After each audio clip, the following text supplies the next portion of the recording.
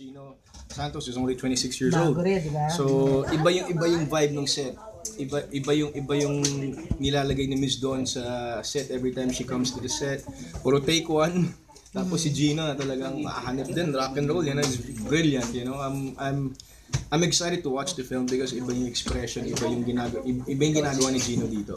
So, I just read the whole script yesterday ng buong buo, yung latest draft, and ang ganda, ang ganda. I'm so happy. I hope mabigyan namin ng justice yung material. We heard you're playing the role of DJ. Yes, I'm a DJ. Ano mga preparation for that? Kagabi, galing ako sa Davao, meron ako in-attend ng event. Pag uwi ko, I had to mix again, I had to spin just to refresh. Ang sarap lang when you're there, parang you're in the zone, and I've always wanted to spin. Maliit pala ako, so when I was given a role na pagiging DJ, I didn't think twice. I got me a mixed console, I got me the equipment I needed so I could study it. And pag nasa set ako, nandun ako, parang ako nasa sariling mundo. Ang sarap mag-spin. And yun, I guess it also helps me get into the character. Okay. So,